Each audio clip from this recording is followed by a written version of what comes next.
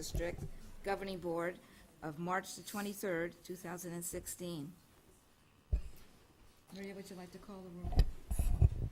Shaquille Ali, Here. Manufo Leah Inga Anawai, Here. Marie Brizuela, Here. Clayton Koo, Here. and Rebecca Douglas is absent. So, now we'll have the Pledge of Allegiance.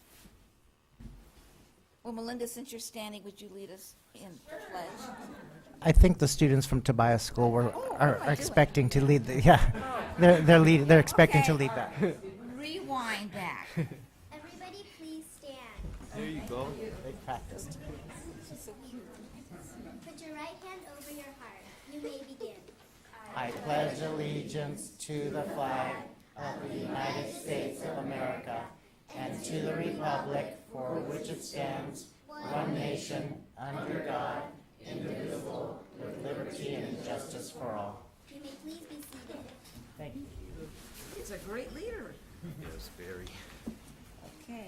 Well, at this time, we want to thank Marjorie Tobias School, the children, for coming tonight and leading in the Pledge of Allegiance.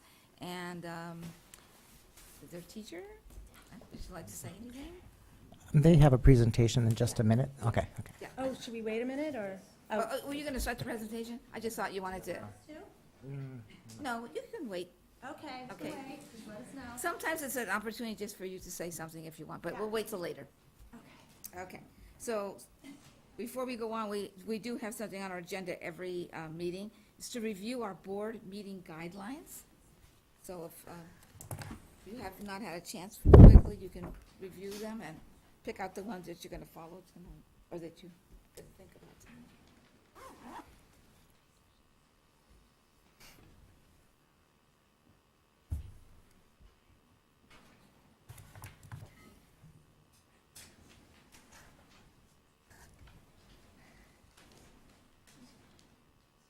Okay, everybody pick theirs? Yes. We can move on then. So now what what we're gonna vote on is approval of the agenda tonight. Do I have a motion? I'll make a motion. Clayton made a motion, a second? Second. All in favor? Aye. That was unanimous. So now we'll go on to our special presentations. And it says here that Marjorie Tobias Student Government will be here. And now I can turn it over to her. Hi, thank you, and good evening, JESD Board, Administration, and Community. I'm Kathy Mackay, Principal at Tobias. And this evening, representatives of our Student Council will share with you what student government is like at MHT. The students have taken on this leadership role since the fall. They have regular meetings, help support school initiatives, and model citizenship. I appreciate their dedication and enthusiasm. In solidarity, I have written notes too. Okay. I want to thank their families for supporting their children's political endeavors and for getting them here this evening.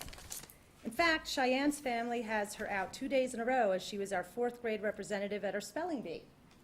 I also want to acknowledge their teachers, Mrs. Christina Almeida and Mr. Julian Grant, for being the teachers supporting our student council throughout the year. And without further ado, I'm delighted to hand the mic over to members of the MHT Student Council.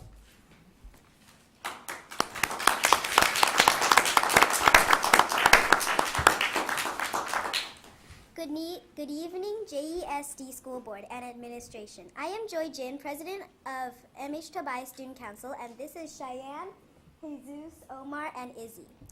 At our school, we had an election for President, Vice President, and Secretary. We had the grades come to the MUR and listen to our speeches. In the Student Council, we send cards to the military during the winter season. We thought that since they couldn't go home to their families, they could have cards to make them happy. We have also done other events for the community. Every Wednesday, the Secretary, Vice President, and I go to the principal's office. Classes get Eagle Eye Awards for being respectful, responsible, and ready to learn. We do a raffle every week and pick a class who gets to keep the stuffed animal eagle. We usually have a weekly or monthly student council meeting to discuss different things. Thank you. Thank you.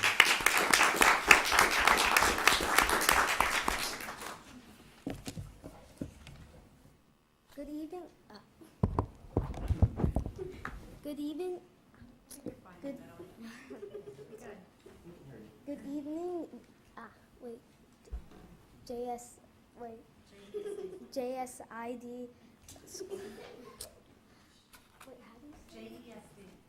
JESD. My name is Omar Abu Saif, and I'm the Vice President of AMHT Tobias Student Council. My job is to help the President think of ideas for Spirit Days. Right now, the Student Council started a readathon. We want everyone in school to read more books. Organizing events like these is so much fun, and that's why I like to be Vice President.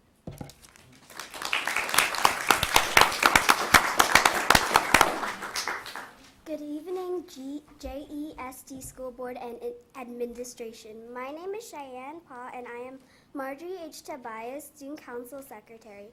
Recently, the Student Council took the LCAP survey.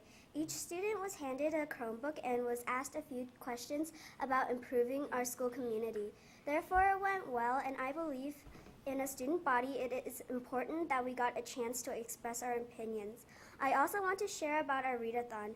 The Student Council contributed into making posters for the readathon. Also, the President, Vice President, and I have been reading book reviews every Tuesday and Thursday that have been picked randomly. Reading is an important part in education, and I am glad we influenced reading at our school. Thank you for your time and cooperation.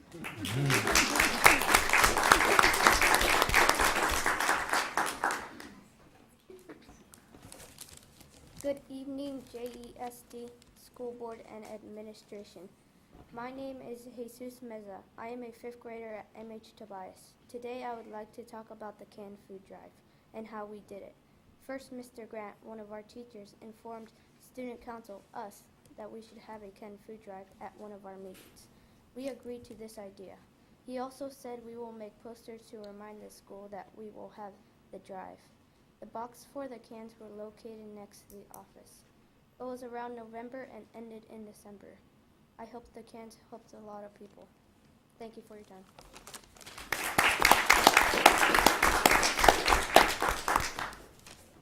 Good evening, JESD School Board and Administrators. My name is Isabella Wu, and I'm a fourth grade representative for Ms. Tocco's class at MHT. I will be talking about the Tobias Monthly newsletter. In our first one, I did an article about the science fair, Jesus did an article about the presidential election, and Lily and Grace did an article about the fifth grade girls basketball team. We did it for a way to communicate with the classrooms. We are also working on one for this month. I will also talk about our meetings.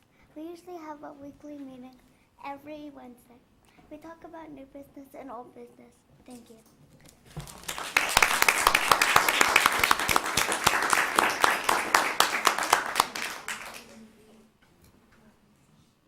So that concludes the presentation by MHT Student Government, and thank you so much for your participation all year long and continued right until June. So thank you.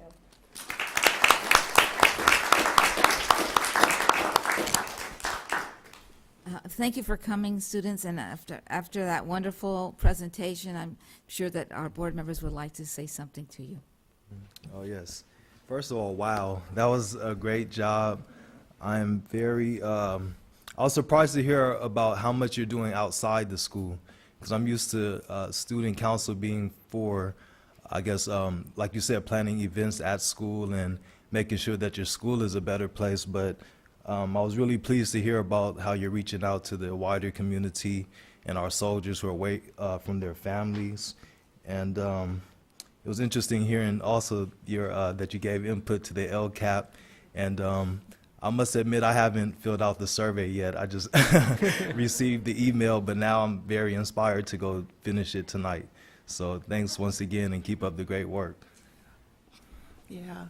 Thank you very much for joining us this evening. It takes a lot of courage to get up in front of people, even the ones you know. And I appreciate that you caught your breath and came back and got your composure. And you did a great job. All of you did. I want to commend you all, too, for all the things that you're doing, especially at a young age. I think what I find most important is that you guys are finding compassion in the service that you're doing. When I hear, too, you're meeting the need to feed those who are less fortunate with some of the food drives that you're doing. That's a huge undertaking. But that also takes a huge commitment and a lot of organizing. So I commend you all, your parents, our staff there at MHT. My daughter went there many, many moons ago, almost 30 years now. So I love MHT, and I just say keep up the great work. I look forward to all of you sitting here or doing things beyond the school board. Congratulations. I want to also say you guys did a great job presenting about what you guys did. Student government, I want to thank the principal and the students for all you guys are doing to make the school a better place. From your spare days, your readathons, your can drives, you guys are really making a difference. At the last meeting, we talked about how I was a coach at Tobias, so Tobias has a special place in my heart. So great job, guys, and keep up the great work. And I also would like to kind of not repeat everything that was said, but you guys were absolutely awesome and really organized, and you did a great job. And you each gave us a message about what you guys are doing at the school, which is really wonderful. And I know sometimes some of the children wait until they're in high school when they kind of have to do community service, but you guys are already starting. So just think how great you're going to be by the time you get to high school.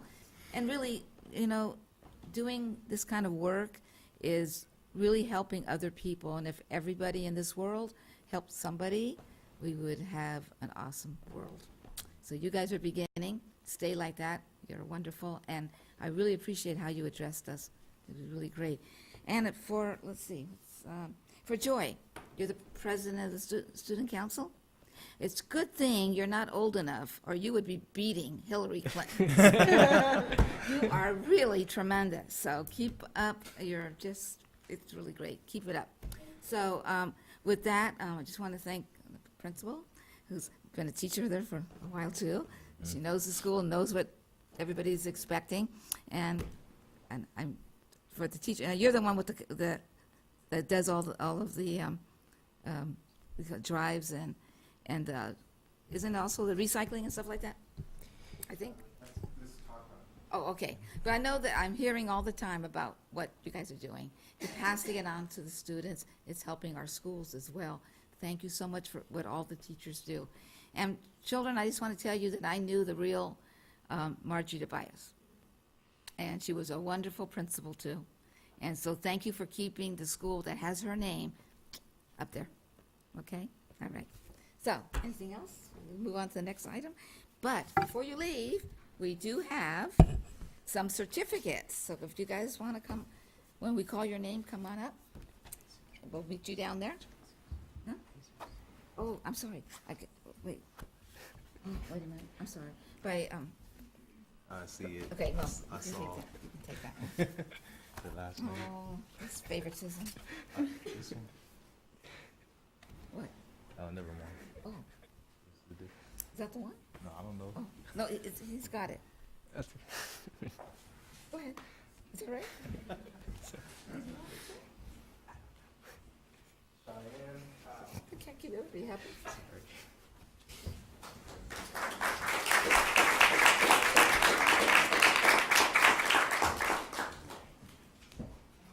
Congratulations to Isabella Wu.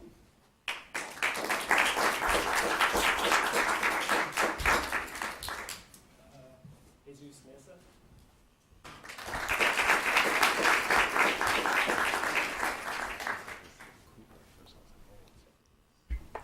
Before I go down to give the last certificate, we have one that the certificate is not made yet, but it will be, and it'll be delivered to you at the school. Omar Abu Saif. So yours is coming. Stand up and get an applause.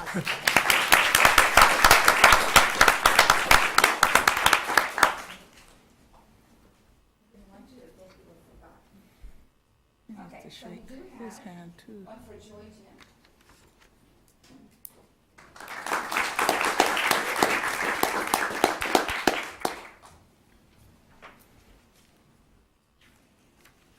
So let's everybody give a nice applause for the school and the teachers and the principal and all the students.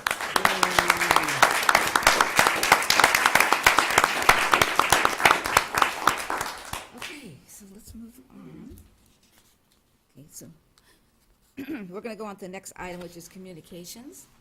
And And any persons wishing to address the board, now is the time to take up a card to our secretary so that we can call on you. So I have one speaker card, Pamela Di Giovanni.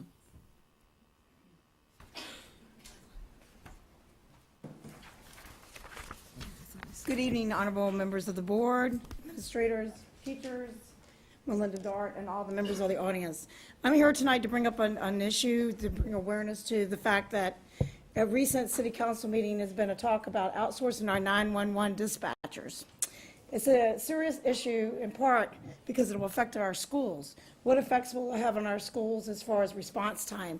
If it's outsourced to Redwood City, and our 911 dispatchers already have a code amongst themselves, which the Daly City Police Officers Association does not support the outsourcing of this 911 dispatching. They're very supportive. They actually handed out a report that you can access, all members of the audience. It's a public report that does not coincide with the report that the city manager gave as far as even the numbers of the monies that will save.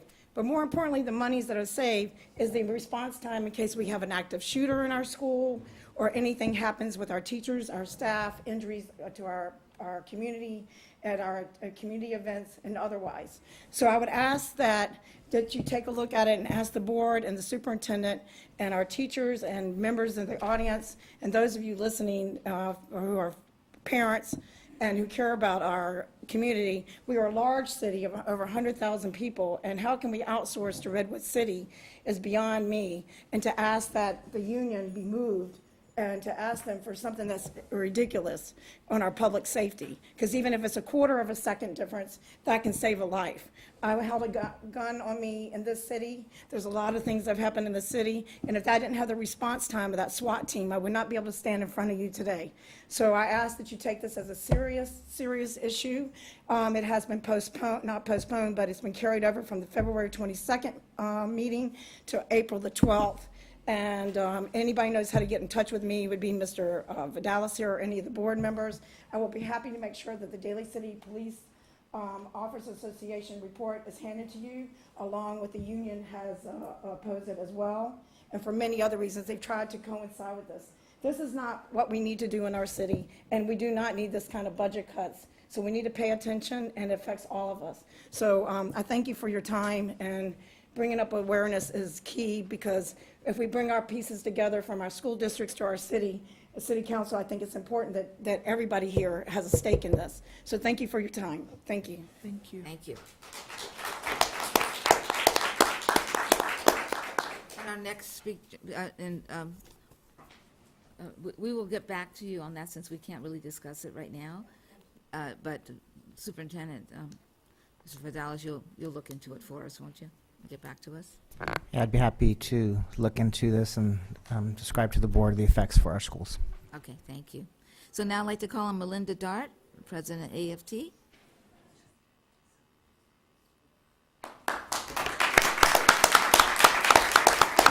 Hi, Melinda Dart, AFT 3267. I wanted to report that we had our conference on the weekend on March 19th. Several of you were there, and several of the audience, and I wanted to thank everyone who attended. And I wanted to say that it seemed to me to be a really remarkable event to have three institutions, Skyline College and the high school district and our school district here collaborating in this event. And I'd like to especially thank the board members who attended for coming, and I'd like to thank Elaine Francisco, who's in the audience right now, for all her work on this conference. She made sure that it happened, and also I found. It was remarkable for another reason. We had a keynote speaker, Jeff Duncan Andrade, and the whole audience was in tears during parts of his speech. I feel that he really has a transformational effect on people when he talks. And I just want to say that the main focus, though, he showed a video of children in Japan and their teacher. And they were children that were grappling with one of their students' grief over the death of a grandparent. But within the class, the teacher was very skilled and sort of low-key, and they all, he sort of led them to express their feelings and support each other. And then it was revealed that his test scores are the highest in all of Japan. And the connection was made there that we're on the right path towards PBIS and, you know, to having positive environments in all our schools. But we really need to keep that foremost in our minds, that developing empathy and emotional support in our schools and in our students and amongst ourselves is really crucial to having a district that not only survives but thrives. And it wasn't just about the teacher providing the support, but it was how he led the students to support each other. And therefore, in an atmosphere like that, I would think that bullying really shrinks in its emphasis. So, and another thing he showed was a video of a school in New Zealand where ethnic studies and ethnic pride is just built into the curriculum. And I think that many teachers have felt for some time in our district that we're lacking in enough cultural relevance in our social studies curriculum, and that I believe we should encourage that sort of expression whenever we can, also in our district. Thank you.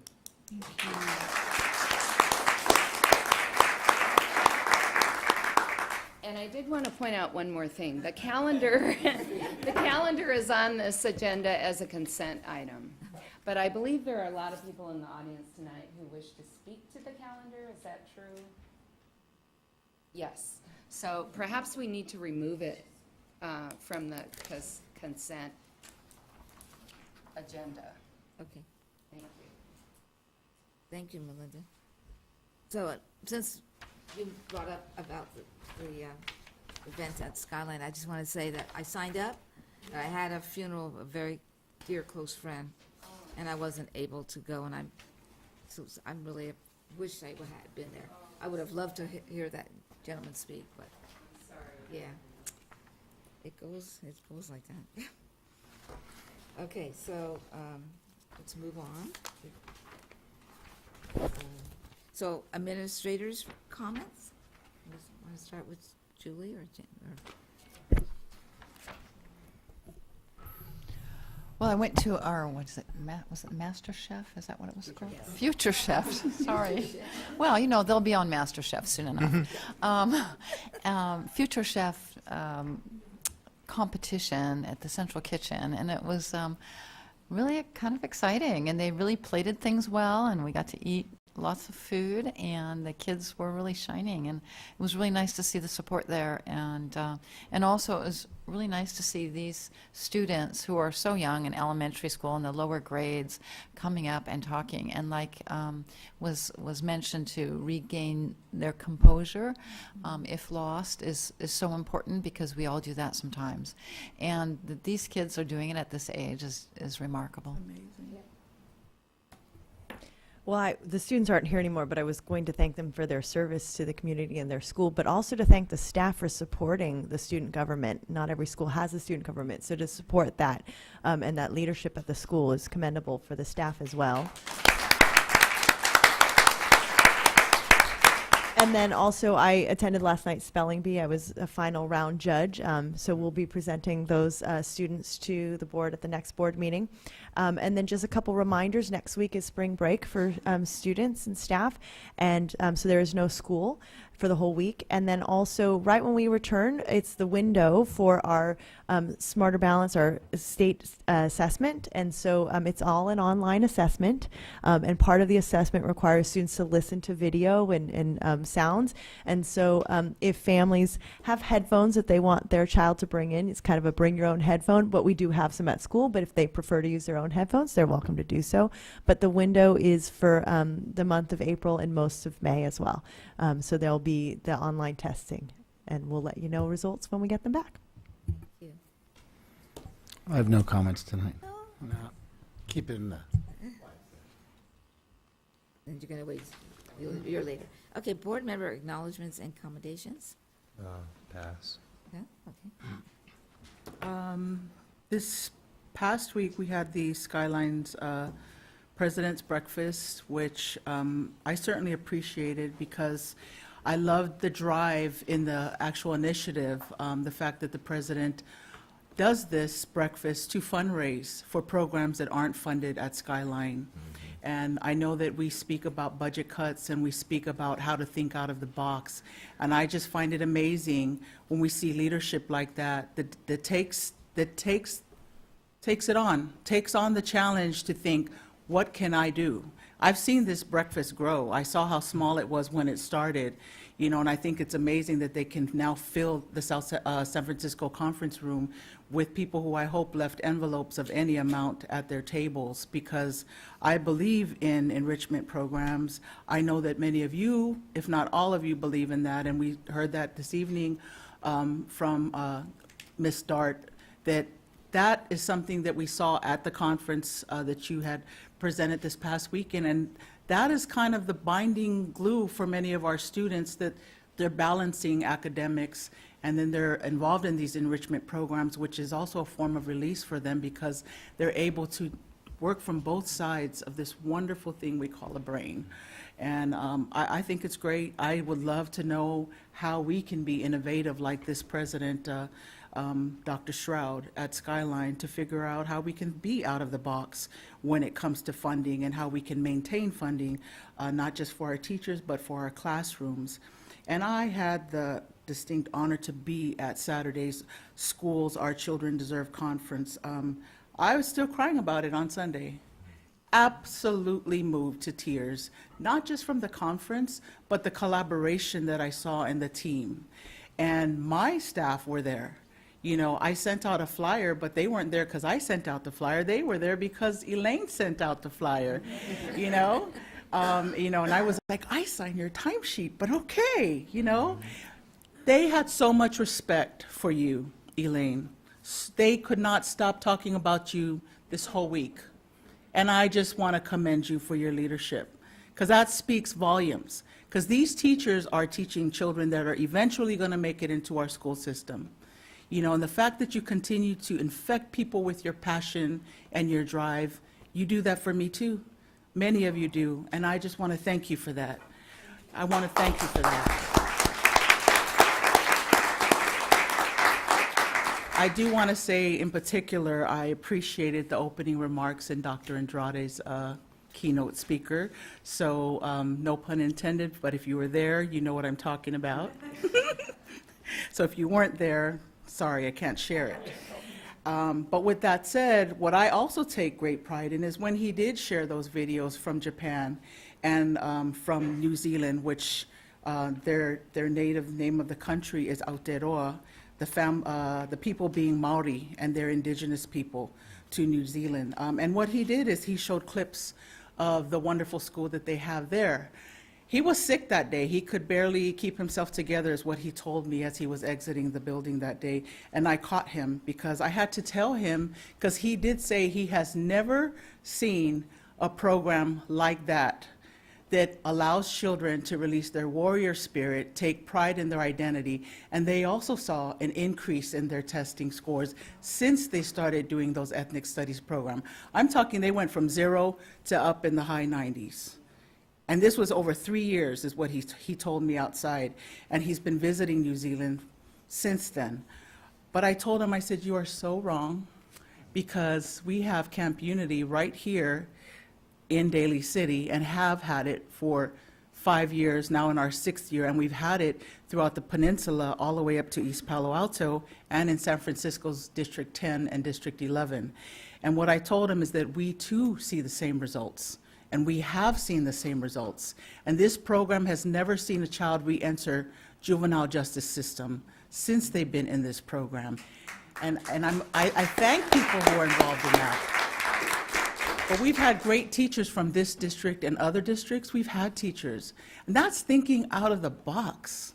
That really is. And that's what it takes for us to continue to elevate our district. So I know that I've been talking a lot. I'm still so moved to be there this Saturday. I can't even tell you that energy. I just want to put it in a bottle and hold it all year long. So thank you, all of you, for all of the wonderful work that you do, and you inspire us to do better.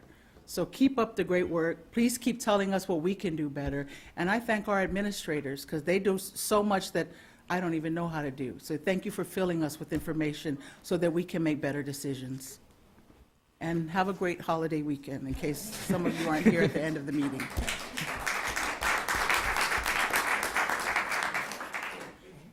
I went to several of the same events. I went to the Skyline Breakfast. It was my first time going to the event, and I was extremely impressed how many people from the region actually was at the attend. It was like people from San Francisco all the way down the peninsula.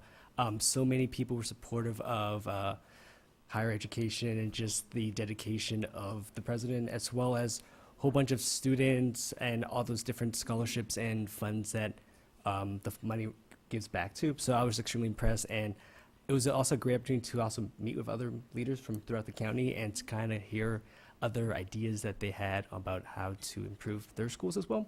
So that was a great opportunity for that. And then I also was at the Skyline Conference, and I want to say it was a great event beyond just about learning how we can fund education, but also at the same time getting to understand some of the similar issues that other school districts have, such as the community college district, the high school district, and ours, because I attended several workshops. One of them was led by Melinda Dart, as well as Sergio from the high school district, and another board member, Kalima Salahuddin. And they were talking about the issue regarding funding in our county, as well as the north-south county divide. Yeah. I think that was an extremely important thing for people in our district, as well as in our county, to know, because it's not right that some kids or some students in certain parts of the county should receive less funding just because of where they live. Rather, they should be equal. So there's one that. And then the other workshop I attended was a workshop on housing crisis in San Mateo County, and how the cost of rent and the cost of affording to live in this area is pushing a lot of families and parents, as well as teachers and school staff, out of within reach of this district. So that was an extremely important thing, just to be able to learn about and kind of see what were some of the concerns from teachers, staff as well. And then I was also at the spelling bee last night. I was actually one of the judges. It was extremely nerve-wracking because one small mistake could shift the entire direction of that spelling bee, but all the kids were great. It was a great final round. Ms. Pikulik did a great job as the judge, and I want to thank the district for leading and hosting that great district spelling bee, and I think that it's great to see that a whole bunch of kids actually pride education and pride how much school means to them. Thank you. Okay, so I went to some of the same events. Sorry I didn't get to go to yours, you guys. Elaine, thank you for always reminding us. Thank you for always encouraging us. We appreciate that very much. I did attend the Future Chefs, and I was really excited about it. These children were so enthusiastic about what they were doing, and their job was to make your favorite recipe. You know, they could pick whatever they pretty much wanted, although most of it was all geared towards breakfast. And they had some of the guidelines that they had to do, so they were judged. And for those of you that may not have attended, they were judged on this: originality, healthy attributes, the ease of preparation, kid appeal, and you know how important that is, the plate presentation, and that's my big thing. I like something that looks good, and the use of featured ingredients, and they gave them a list that they could choose from. And then the last, taste. So all putting that together, considering these were children that were doing this, someone probably the first time they put something together, it was amazing. They were dressed in these little white jackets, the little chef hat on, and they were so excited. They really were. And So they did pick first, second, third place, although many of us thought they should have all got the award because they all did a great job. Of course, we had to eat a little bit of everything. We couldn't say no because they think we didn't want to eat their food, but it was really great. So I hope that they do it and they encourage more children to be involved in it. I think anything that we do, like you were saying, folks, anything that you do that's extracurricular only boosts your involvement in curriculum. And I can remember when my son broke his collarbone and was unable to play sports and really unable to do a lot of different things that he was doing in high school. And the principal called and said, make sure he does something. Make sure he's involved in something, even if it's not physical, because we want all students to be involved. Because it's like you said, that when you're working on something, the brain goes too. So it's important that we have the extra stuff, and I hope to see the day that we can have art for every child in every school, that we can have music and band and plays and all the things, plus the other things that can be more educational, but they're also extra, that we can give our children the most they can do. One of the best classes I had in high school was, and it was an elective, I didn't have to take it, I wanted to, was world history, and it had to do with religion of the world. So we actually went, because San Francisco is so large, we went to every type of church or place of worship that was available we went on a field trip in San Francisco. And boy, that was an eye-opener to me to see all the different things and how beautifully they all are and how much they really engage in their religion. I know we're not supposed to talk about religion here, are we? But you know what I mean. It's inclusive for everybody, okay? And I know that we have at our school sometimes multicultural night. And I like to just bring an idea to some folks here is rather than allowing the students to show only their background, I visited a school one time when they were getting a Kent Award, where every child, they pulled out of a hat the name of a country, and they did their whole report and stuff on it, and it meant look up the food, the type of songs they sing, and so they brought it all back to a big event for all the parents. So it didn't matter, if you were Spanish or if you were Italian, if you were Irish, whatever you pulled out, you had to do the research and learn about everything about that culture. And that's really kind of nice because it shows respect for every culture we have. And maybe we can think of something like saying outside the box. I don't know if we can do it or not, but hey, anything's possible. So with that, I won't say, I think I get, I have to say this one more thing. Garden Village, as I mentioned before, has becoming a partnership with Broadmoor property owners in Broadmoor. And so they called and asked if they could use our community center because grades 4 and 5 were receiving a free presentation from the Bay Mobile, from the San Francisco Aquarium. This was a great program to teach the children so many things while they were in there. It was like an hour class. And so we set it up for them, the chairs for them to come down and everything, and they loved it very much. So I want to say thank you to Carol and Casey, the principal, for bringing it together and for asking if it's okay if they could come down. And of course, we would never say no to them. So that's kind of what I try to tell everybody. We need to find other entities out there to partner with that can help us continue with spreading the education more to our students, okay? So let's first I want to say thank you to the teachers and principals of all our schools because all of them go over and above in some area. And they're really helping our students. And we can do more. We can do more. And parents can help, everybody can help. So I wanted to say that. Now the other thing is I went to the spelling bee and it was wonderful. And I'll tell you this time, maybe my imagination, but I think they went for longer rounds. Is that right? I mean, they weren't missing words, and then at the end, naturally, they had the harder words and they were wonderful. The students were great. So congratulations to all the teachers that prepared them and parents for being there for them and for all of you that volunteered. It was great. Okay. So with that, I think I ahead and move. Oh, and then, can I do it now? I'd like to ask that this evening's meeting that we ended in memory of Mary Louise Moss, probably known to some people as Mary Lou Moss. She was a Broadmoor resident who volunteered at M. Pauline Brown. Did you remember her? Oh, no? I don't think so. Oh, okay. But she volunteered at M. Pauline Brown, helping the special ed children. And it was just her passion to continue to do that. She did pass away, and that's the reason I missed the conference. So I just want to make sure that we recognize her tonight. Okay. So, nobody else? No more cards? We can move on. Get this over here. So, let's go on to the general functions. The consent agenda. So we do want to take off. Oh, Bernie, would you like to have your comments now? No, I don't have many comments. I just want to say that Daly City Public Library Associates is one of the community organizations that raises funds right now just for the Daly City Public Libraries. And they had their banquet last week.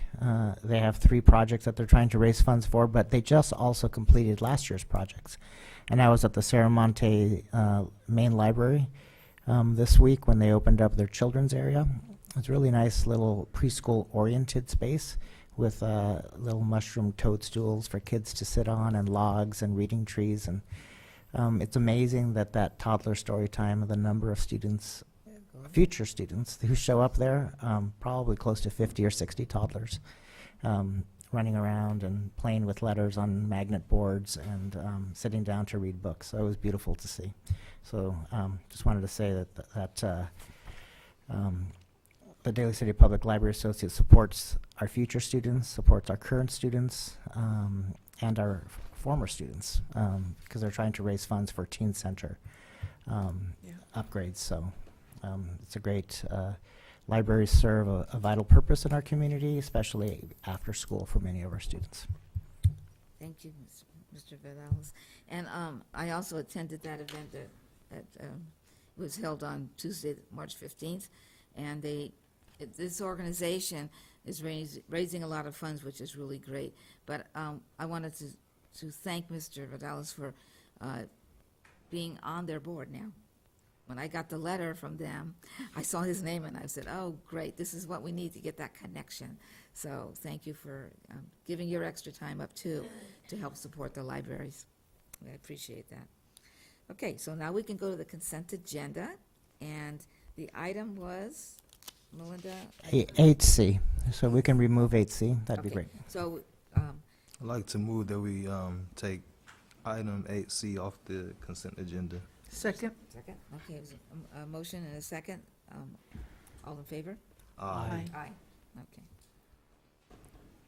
So we're taking the star off, but leaving it on, is that it, or taking it off completely? Was it taking it off completely? No, just taking the star off. Star, Okay, so we can talk about it. Okay, so we're actually on that We're item. actually there already. So let's put on the agenda, 2016-2017 school year calendar. So administration is requesting adoption, but for school calendar, but we do have speakers that want to speak on it, so we're going to listen to those first.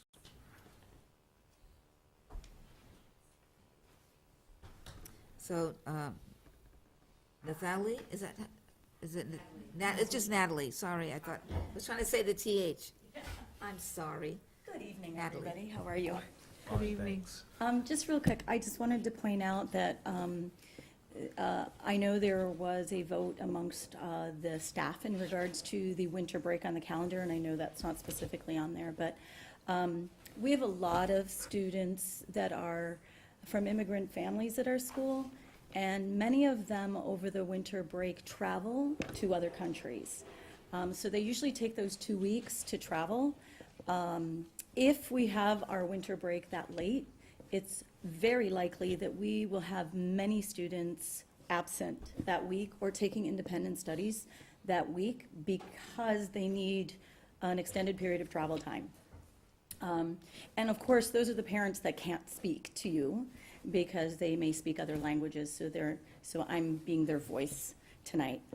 Also, me personally, I traveled to Chicago over the Christmas break to be with my family, and I looked up the flights, just out of curiosity, and it was $600 if I left on that Friday. So me personally, I would probably call in sick, take some sub days, and travel at a cheaper time. So I just wanted to mention those points to you. Thank you very much for your time.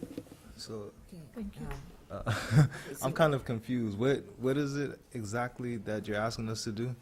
Just consider the winter break. At this point, it starts on the 26th, is what the staff had voted on.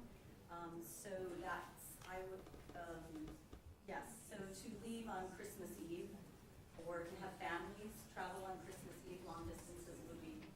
I'll just mention it real quick. Yeah, so this item specifically just defines the beginning day and the end of day, but as the placement of the breaks is still under consideration, so staff may want to speak about that, but that's not what's being voted on today. Okay, so we're just doing the starting date and the ending date. Correct. Melinda, is there any problem with that? No? Not with the beginning and ending date, but people have feelings about. Yeah.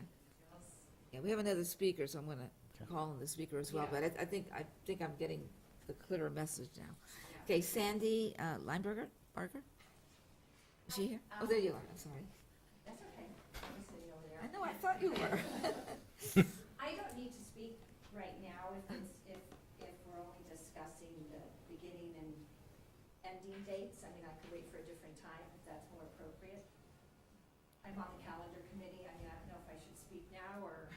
Well, you have an opportunity, so if you want to, I'd like to hear what you have to say.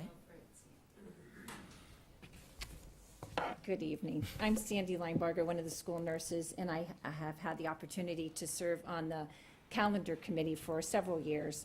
And we met and discussed the calendar for next year. And we had a few items that we thought would be important to put out to our community, to the certificated and the classified staff. And the winter break was one of them. And there was a vote, and what came back, what the district or what the employees chose was what you see on this calendar, that later date. 26, was it?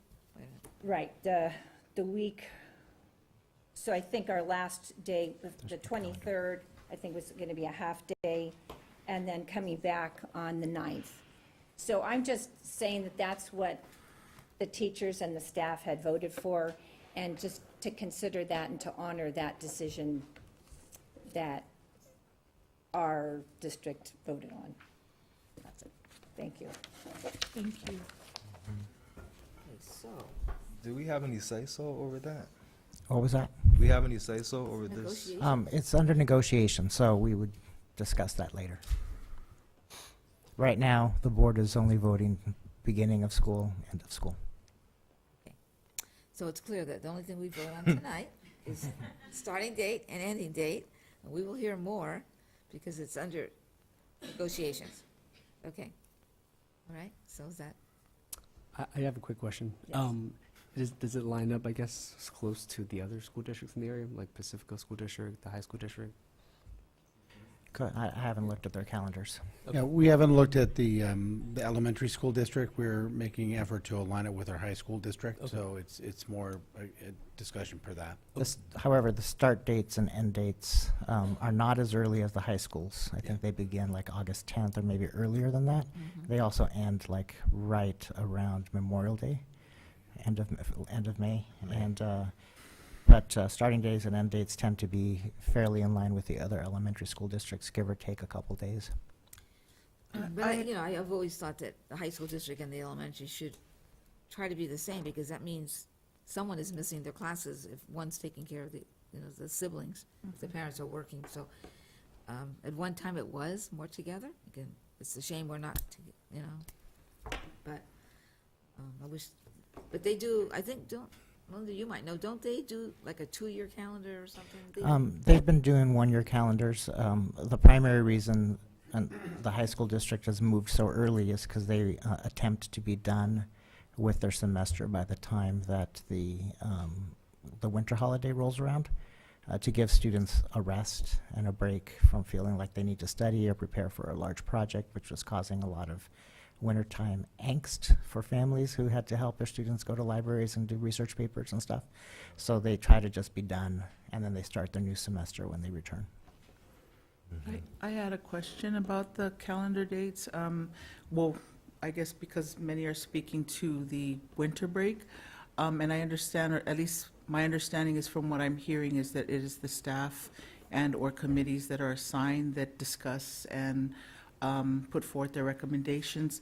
Is the community involved in this process at maybe not formally, but is there any opportunity for families? Because I mean, I think it's wonderful that we're hearing someone represent the families, but I'm wondering if in the past have they been surveyed formally? I mean, I don't know how that happens, but I'm guessing if we're getting enough feedback from the families in some way, shape, or form, and they're telling us it doesn't work, it will impact us as a school district. So I'm just wondering what their level of involvement We is for haven't feedback. had any formal feedback. I do receive a lot of informal feedback, meaning they'd like our vacations to align as much as possible with the high school's vacation. And I hear that every time I see somebody who's got children in both systems. They find me. But that's the only feedback I've gotten. I've never gotten feedback that says, I'm so happy we have different vacations. I only get one that says, I wish we had the same vacation. Well, tonight, thank you for speaking, by the way, and bringing it to our attention. But the only responsibility we have tonight will be to vote on the opening day of school and the closing day. Before we vote, I just want to also express my support to hopefully align the spring break with the high school district spring break as well. It's affected me as a parent and as a employee of the high school district. My son goes to Policita. He's going to be off next week, and I'll be working. And then I'll be off when he's back in school. So it doesn't work for me either. And that's what I used to think would be sort of the role of the subcommittee that meets with the high school district and us, is to try and get this so that it's good for the teachers, it's good for the parents, it's good for the children, and for both districts, because we know that when one group is out, they may travel to the other school, you know, and the parents have the worst time, because that means they're taking off a lot of time. So maybe that can be a goal that we can do this coming year.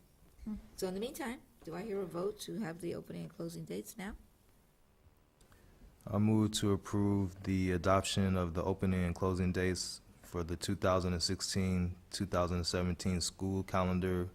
The dates are August 17, 2016 and June 9, 2017. Second? I'll second. I'll second. Okay, all in favor? Aye. Aye. Okay, that was unanimous, and we will hear from you guys again. Okay, that's the other one now. So now we can go on to curriculum and instruction, personal services, Sandy. Down to English Language Arts Program updates. Yes, I'd like to invite our English Language Arts Program Director, Jessica Pace, and her team up to make a presentation about what's happening in that department. Okay, thank you.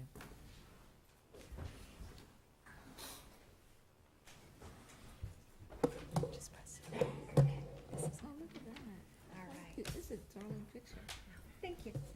It is. It's Good evening. My name is Jessica Pace, and I'm the Program Director for English Language Arts. I'm pleased to be joined by 3 of our 4 language arts coaches, Melinda Dart, Rachel Pageant, and Lisa Rizzo.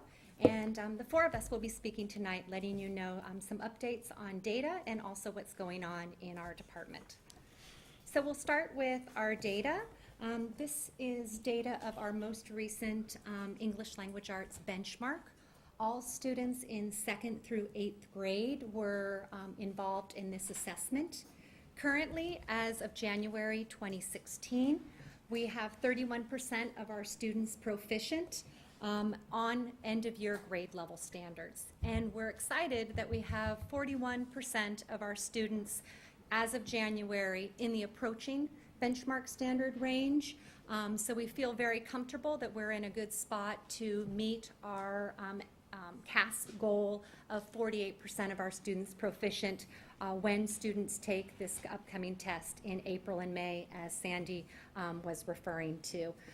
We want to keep in mind that this data is about end of the year proficiency on grade level standards. So that is the reason that, we have a lot of kids in the approaching range. They're still learning the standard and getting proficient at grade level.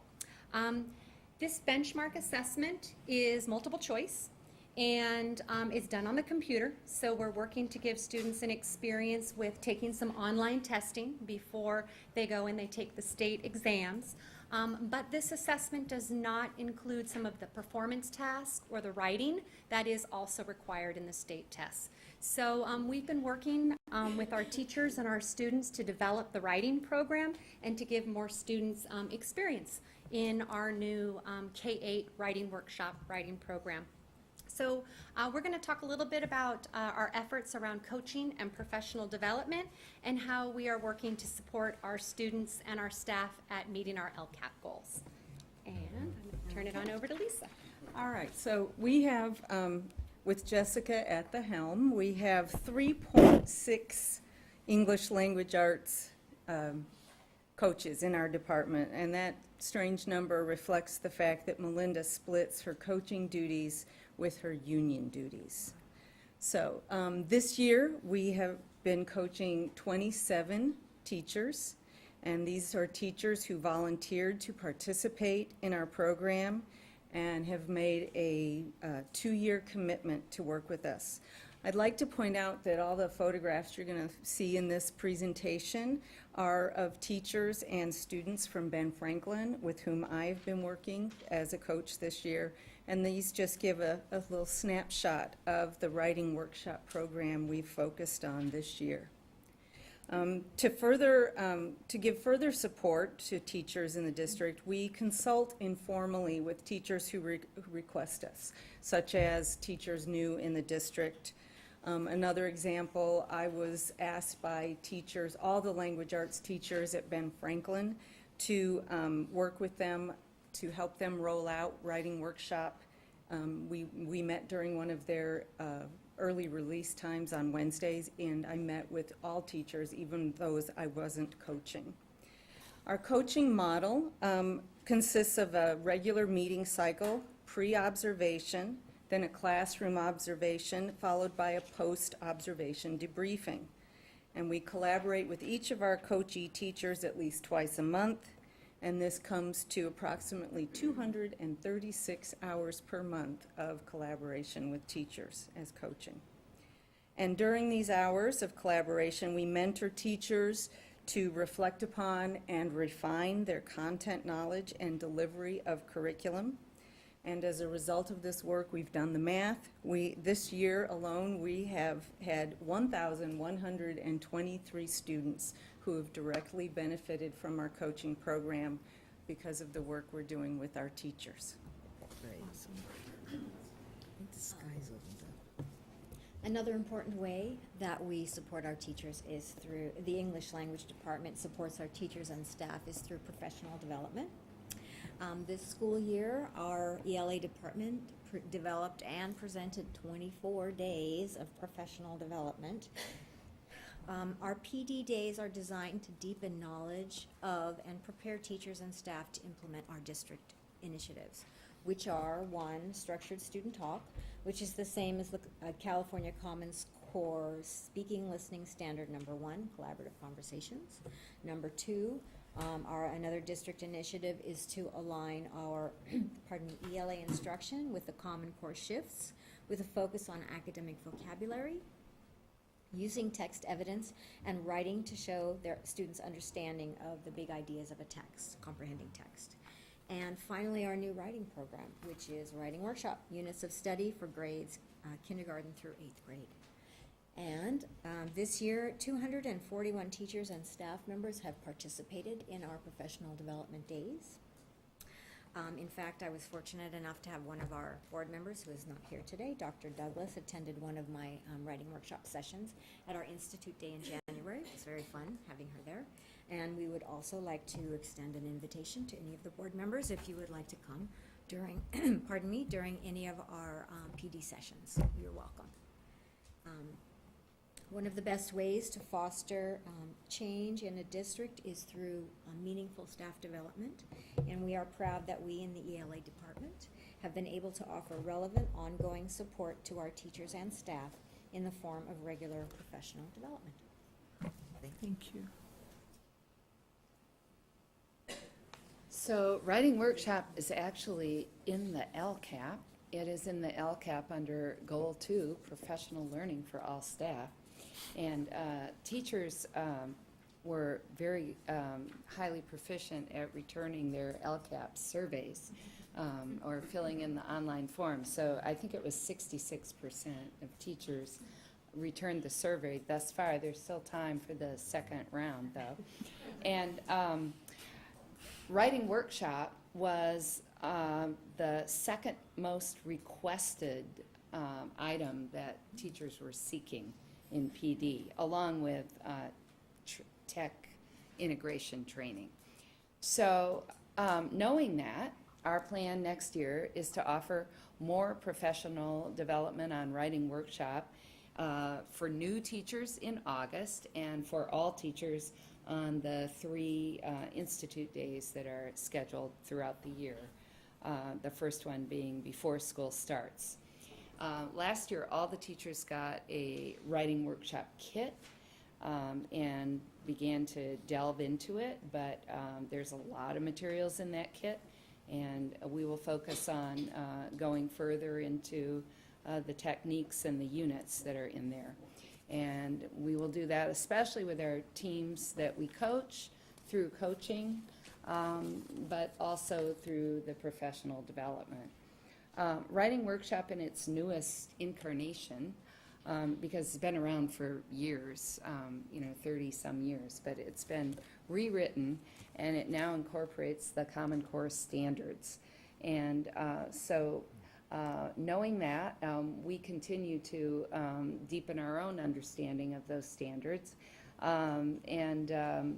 We are, through writing workshop, we are focusing, as was said, on some of the shifts of the Common Core, such as more engagement of students through structured talk, not just passive learning, but actually practicing and talking and practicing, discussing the writing that they're going to do before they write it, talking themselves through their writing.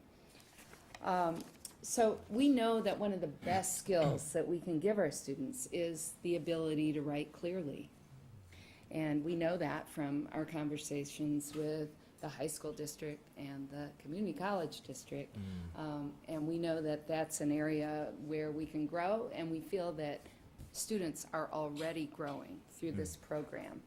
If they can express themselves in writing, we know that students can be successful across the curriculum in science and in social studies and in math, because all of these subjects now require for students to express themselves clearly and explain their thinking.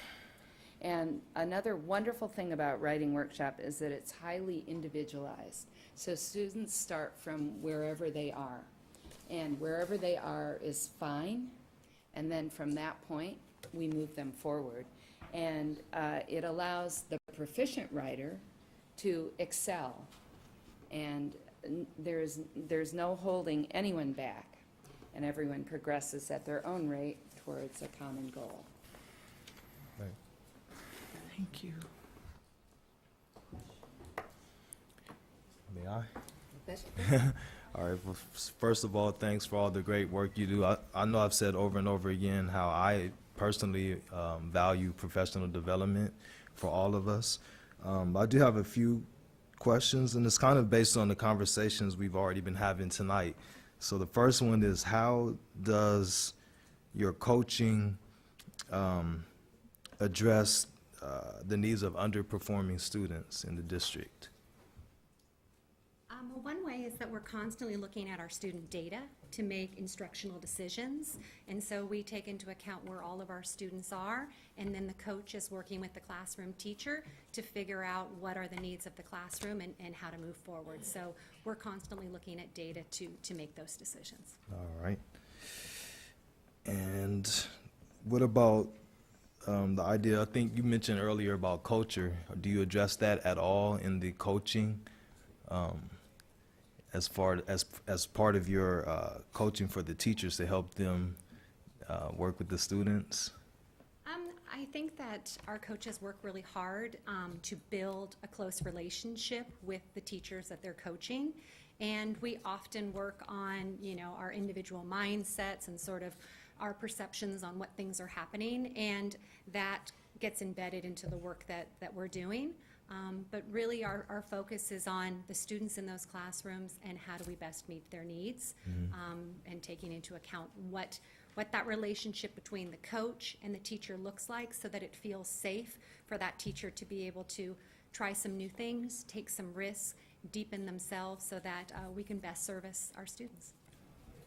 Anyone else want to respond to that? Talking about, firsthand go. One of the things about writing workshop that's so wonderful is that there's a great deal of student choice involved. It is not the same kind of writing that I taught to my students a long time ago, and I'm very sad for. But I'm sorry if you're listening, because they get to choose what they want to write about. And so I think this is the kind of curriculum that really lets students, their culture and their interests and beliefs and ideas shine and come out. And I think through this kind of curriculum, we're going to see a lot of support for students and who they are. All right, thanks. And I would just add that coaching is a voluntary program. All right, yeah, I forgot. Yeah. It's not, so it's a choice. Mm-hmm. So, and it takes more time, and it is a commitment that requires someone to become self-reflective and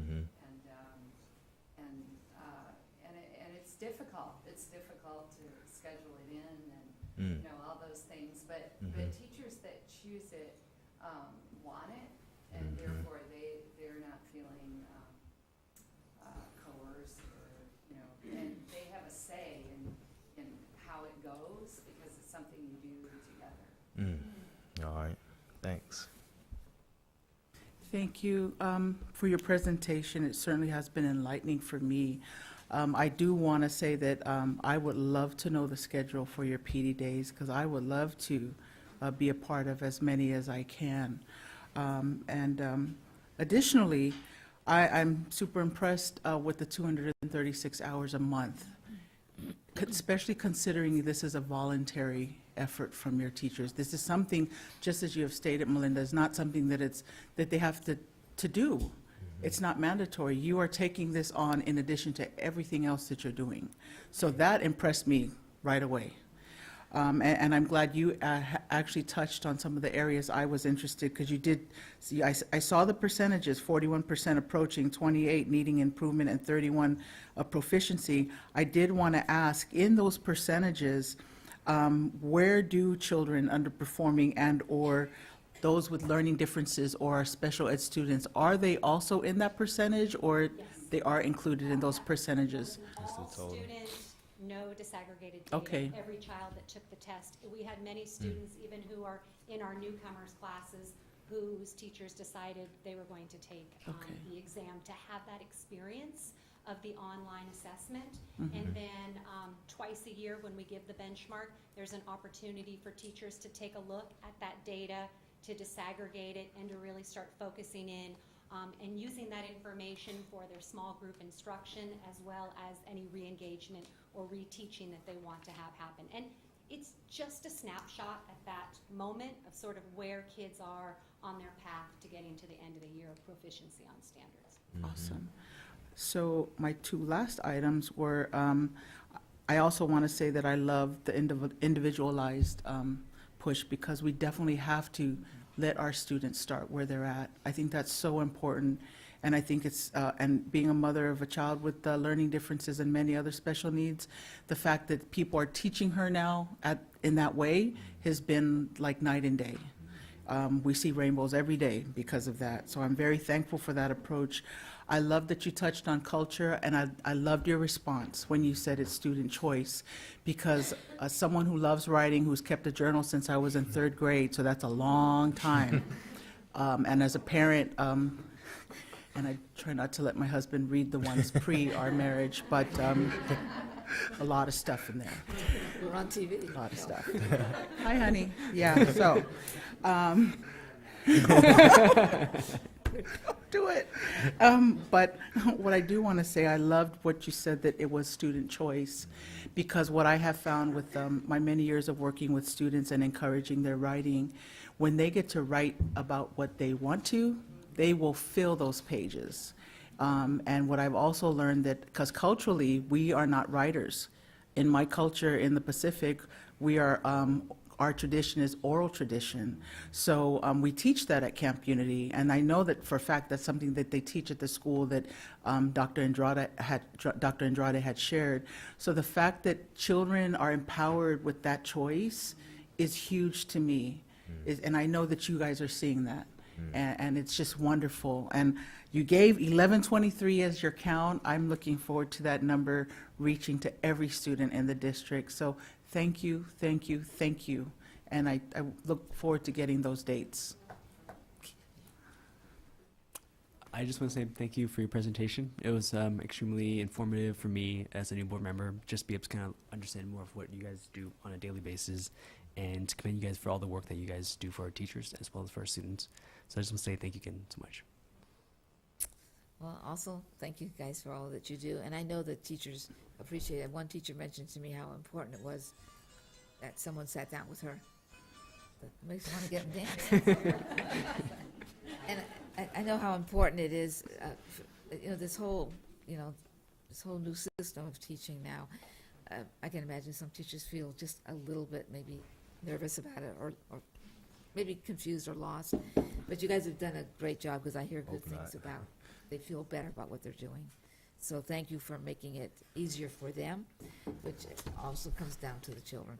And what you said about getting to write about things that you like, that's really important, because when you're told to write about just a subject, and they don't have that passion for it, it may not come out as well. I'll tell you what happened to me in junior high. They told us I was taking English. I was a student in English, and they told me, the teacher said to write a poem. And I wrote a poem about something I was passionate about. I got a C-, and I always got an A on my paper. And I went to the teacher and I said, "Excuse me, but did I do something wrong? Because I thought I followed all the directions." She said, "Pick a better subject." That subject was Elvis Presley. She not only crushed me by saying that, but it also gave me a grade that I don't think I deserved. I kept that poem in my wallet the rest of my life, because that came from my heart, and they crushed me. So, or she crushed me. So I just want to say thank you for coming to to realize that it's important that children get to talk about or share their talents in what they really love. So it's going to make a difference. I'm dying to see some of those writings that when you guys are teaching that, or teaching the teachers to teach it that way, because it'll be great. So thank you for all you do. Okay. Oops. Which one is it? Oh, okay. Okay, so anybody else want to speak on it? I have one speaker's card now. Did I get everybody spoke? Okay. Paul Hagan. Where are you, Paul? All right.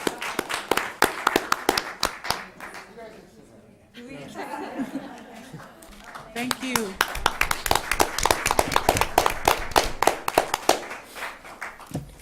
Hi, I'm Paul Hagan. I'm a 6th grade teacher at Ben Franklin Middle School. I teach language arts, and I'm proud to say that Ms. Rizzo is my coach, my language arts coach, is this our second year? Second year.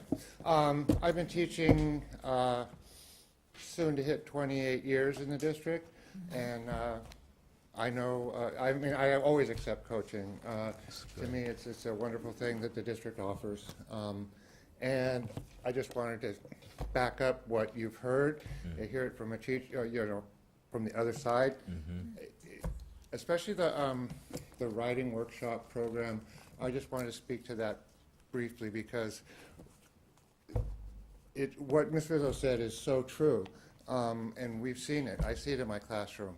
I would like you to come and see it in my classroom sometime and see how we can arrange that, because it's an amazing thing. It's an amazing thing. I have seen kids writing that I didn't think they had it in them, and they're putting out, and they're enjoying it. It's a great program. Our coaching program is a wonderful program, and I just wanted to add my 2 cents. So, thank you. All right, thanks. Thank you.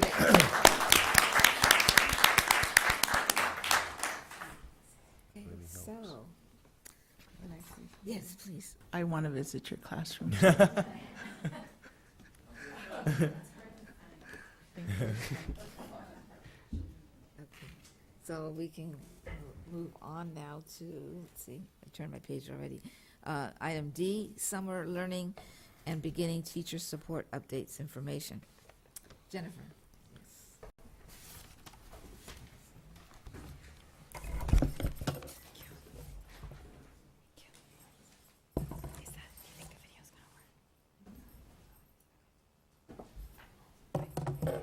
Good evening. Good evening.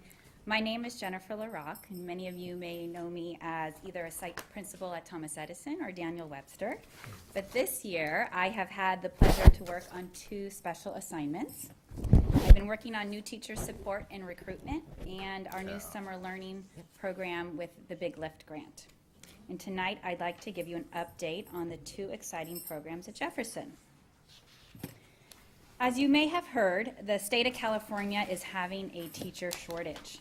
The credential program enrollments in our neighboring universities are incredibly low. This is great if you're a teacher looking for a job. However, if you're challenging for a larger district like ourselves, needing to hire for multiple positions. Clearly, we don't want to compromise our quality for our demand.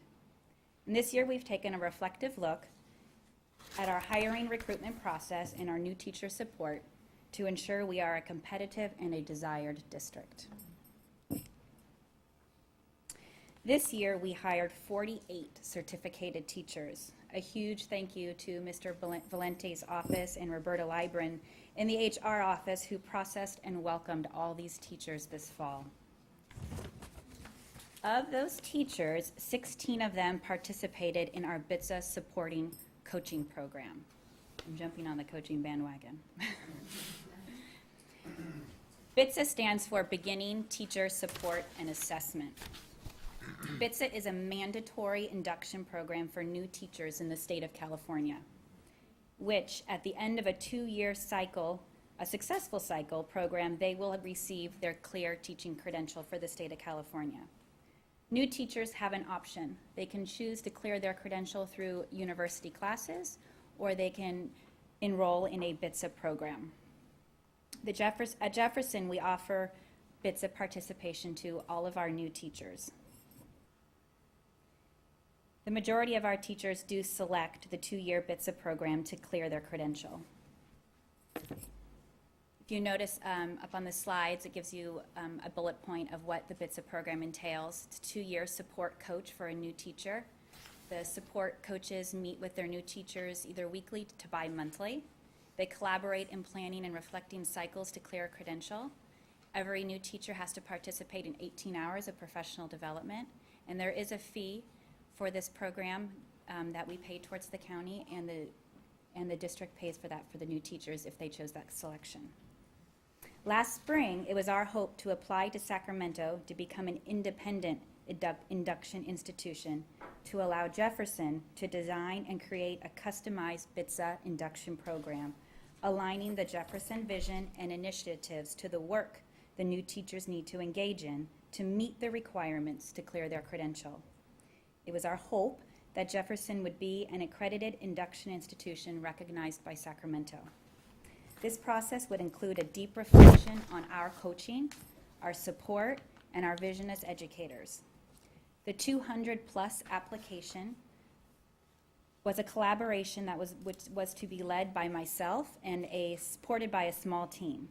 However, earlier this fall, Sacramento put a moratorium on all new applications while they redesigned their program standards. But we took this as an opportunity, and we took the year to customize the current BITSA program that's ran through the county, and we customized it for Jefferson Elementary School District. In the past and currently, our support providers that provide assistance to our new teachers have been retired teachers from our school district and also outside school districts that the county assigns to us. This year, as part of our customized hybrid approach, we recruited current Jefferson Elementary School teachers to be support providers. We trained them on coaching techniques, and we trained them on the state requirements that the new teachers needed to clear their credential. This year, we had 32 new teachers receiving BITSA support. It is a 2-year cycle. 16 of them were new teachers, and 16 of them were working on their year 2. Of the support providers, 9 of the support providers were Jefferson Elementary School District teachers, and 4 of them were assigned to us from the county.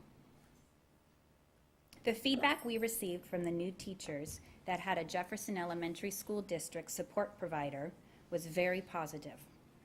They appreciated their coach being on site or at a nearby site. Knowing that their support provider was working with the same pacing guides, the same curriculum as themselves was very convenient. Jefferson teachers were also very familiar with the challenges that many of our students come into the classroom with. That being said, we did have several support providers that were assigned to us from outside the county that were equally as helpful.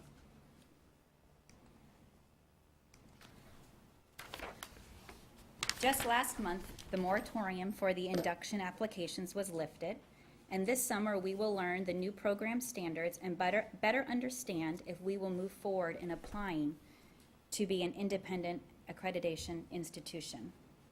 Looking forward to this upcoming year, in the meantime, we plan on taking our customized approach even deeper and aligning our district initiatives with the county requirements. Moving forward next year, we hope that the new teachers that we hire will have a support provider from within Jefferson. It'll be 1 coach to 1 new teacher. The support providers will be required to check in with their new teacher weekly.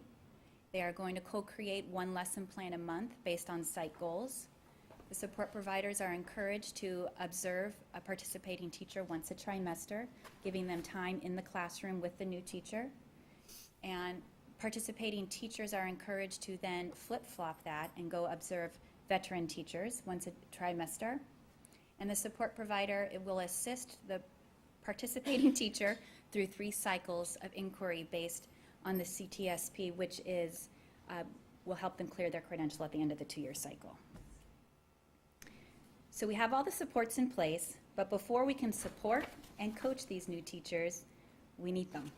Mm-hmm.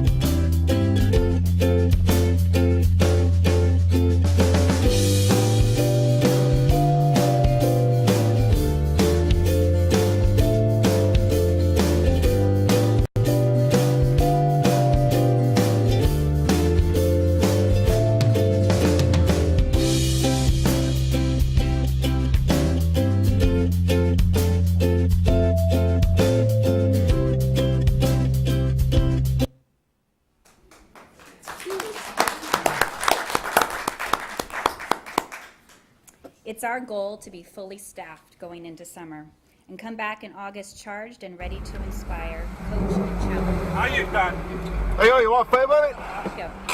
You're all done. What's going on? Security. Yeah.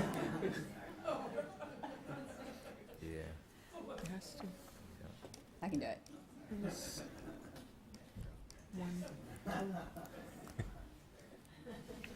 Some of the things that we are doing this year for recruitment is we're working on building relationships with neighboring universities to build our student-teacher capacity. We have a presence at 4 recruitment fairs in the next 2 months. We have many edjoin pools out, and we are hoping to make more of a presence on social media. So once we get the teachers, I hope to recruit them, then we have the ability to support them. I'm also going to be talking about summer learning, and I can move right into that unless you have questions about the BITSA program. Any questions? So far? Keep going. We are ready to hear summer learning. Okay, good. Summer learning is coming our way. Jefferson has an incredible opportunity to offer some of our younger students. Through the Big Lift grant, we are able to offer our incoming kinders and our incoming first graders a summer to remember. We have, the grant is going to fund 215 incoming kindergartners and 200 incoming first graders a summer learning program. It's free. It's free to all of our Jefferson Elementary School District families. It is 5 weeks long, 8 hours a day. The students are going to get breakfast, lunch, and a snack daily, and that snack is actually a to-go dinner. So we will be feeding them breakfast, lunch, and a to-go dinner at the end of their day. Breakfast will be with their family.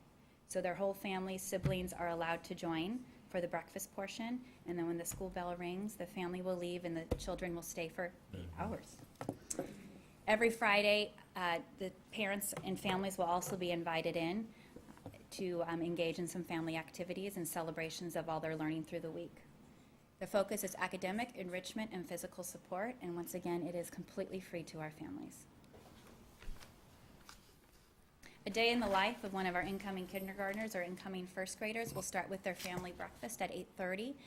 At 9 o'clock, they are going to start 3 hours of a literacy block led by Building Educator Leaders for Life. Then they'll have lunch, then they have organized physical time, and then the library comes in, and the library will have hands-on units of study that we are learning about a little bit every day, about what those units of study look like. More organized physical time, they'll have closing community circle, and then their to-go snack/dinner to send them on their way. They should be very tired and ready for bed.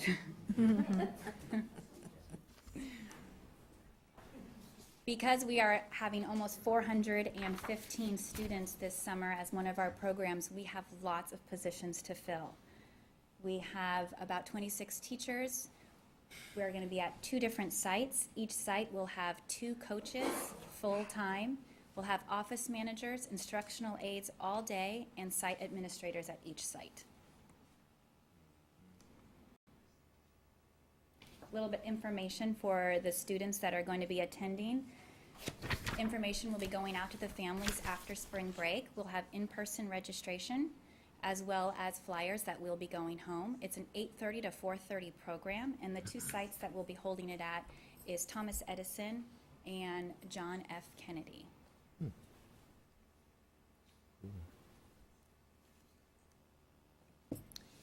Thank you.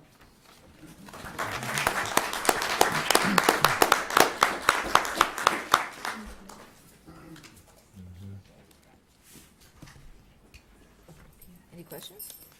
No questions, but I'd just like to thank Ms. LaRock for taking on these 2 special projects. And I'm very happy that we are one of the districts that received the funds for the Big Lift. Ann Campbell was very, she was instrumental in bringing this program to our county. And just want to remind everyone, there's actually some statewide bills coming out to support addressing the teacher shortage. So there's going to be a bill that's going to address recruiting teachers, one that's going to support residency programs for teachers, and then one supporting loan forgiveness programs. So when these things are up for voting. We need to, get people out there. And as far as the summer program, I'm happy to see that. I know that's directly from the Big Lift. I always want to, encourage us to go to a full summer school for all grades whenever possible, somehow, some way.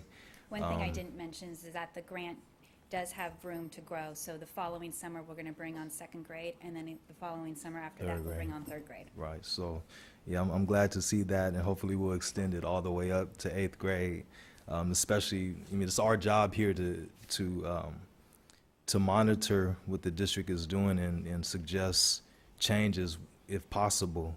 That's one thing that I'm actually adamant about, is that we need that opportunity for all of our students. But I'm glad to see that it's a summer school and not just summer learning. To me, there's a difference, and I appreciate whatever we have, but I want to push us to have, the highest possible support for the students. So I'm glad to see that at least those kindergarteners and first graders are getting that experience this summer. Yeah. Thank you, Ms. Lorak. I want to say that I'm grateful that we're having this summer learning opportunity as well. I've been on the Big Lift committee for 4 years. I don't get to make all of the meetings. I get all the updates, and I love that we were one of the we were fortunate to be one of the first recipients of the Big Lift grant, and you're absolutely right. This is going to grow, and it's going to continue to enhance our district. So thank you for your work with this, because I know that you've been busy there too with Big Lift. Thank you, Ms. McCulloch. Thank you again for your presentation. I had a quick question. You showed us the YouTube video. How are you guys using that as like a recruitment tool? Are you guys showing it elsewhere? Are you guys pushing it out in certain? So right now, it's been just playing at our recruitment fairs, trying to figure out how it loads to EdJoin, but right now it's just at the recruitment fairs with us. Okay. And then it's great to hear about the summer learning program as well. When I was a student in the school district, the district did have a summer school program. So it's great to see that this is coming back to the school district, and I'm really excited to hear how it turns out. Ms. Brizuela, can I? Yes. So since Mr. Koo brought, I actually wanted to ask too, can you send us the link to that YouTube video so we can send it out to our networks? You're the one included in the... Oh, yeah, that's right. You clicked on it to play it on. All right. Or is it, I think it's here, right? We have it here. Yeah, I'll cut and paste it in and send it. Send it to me. Well, I guess I'm just encouraging my fellow board members to send it out. All right, so I did want to ask a question here. When you talked about the library themed a hands-on unit of study, would that be our librarians doing that, or is it going to be in conjunction with the public libraries, or what? You can help me out, Sandy, but I think. I can answer that. Thank you. So the Big Lift is actually contracted with the Peninsula Library System, Okay. San Mateo County Public Libraries, and they have done these programs in other communities. And so they've contracted with them to provide that in our community. Great. And they are the ones that have the special permission to be able to feed adults that we can't get as a school district. As a school district, we can only feed children. So they're going to be able to provide the meals as well, because they've received that authorization to do so. May I also add that the curriculum that the San Mateo County Libraries is using is from the Discovery Museum. Oh, so it's really wonderful. STEM, science, technology, engineering, arts, math, STEAM actually focused. Great, thank you for sharing that. I was just wondering what it was, so. And then when you came down to 4 o'clock, when it says closing community circle, by community, do you mean parents? No, Or do you- they create the community atmosphere within their classroom. So Okay. it's kind of like a time for the children to say what they liked about the day, what they look forward to for the next day. Okay, thank you. I wasn't sure what that word community meant. Okay. and Classroom then- community. And then when we talk about the positions to be filled, so these are just like during the summer, is that right? That's correct. And there's opportunities for some of our employees to be able to perhaps Correct. work in those? Correct. That'd be great. That'd Because be good. otherwise, people won't take the job on if it's not gonna be there in September. But then, if you do get some new people, maybe they'll be ready to come. So, That's the plan. okay. So pretty much, that was, I think, the only questions I had, but, again, thank you so much for what's happening, because the more that we do for our children, and like you say, not that you explained, what they're gonna be teaching. It's great, so thank you. Thank you.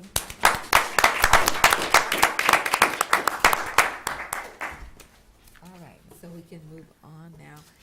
So under business and financial procedures, it looks like everything except G is starred. So G through M. G through M. G through M, excuse me. I didn't say both of them. Okay, so what I'd like to ask right now, I see one that's K, and I think that the administration is recommending. Let me get this up to every board member here, so that To- they all have the final results of the evaluation of the bid. So what it is the administration is recommending the rejection of all mechanical bids. This bid package is under K, in case someone's following us. This bid package will be rebid and awarded at a future board meeting, so it's rejecting it at this time, okay? So, if the board wouldn't mind, because we are running a little bit late on these wonderful discussions of all these great programs, each one of them is a bid acceptance and has gone through the procedure. And so, if everybody, unless you have a question on one of them, could we take a vote to vote for all of them that they're recommending we accept? Because it followed all the proper procedures.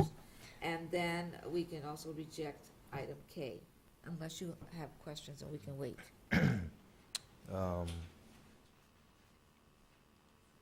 I'd like to make a motion that we approve items 10G, 10H, 10I, 10J, 10L, and 10M for the agreed upon amounts.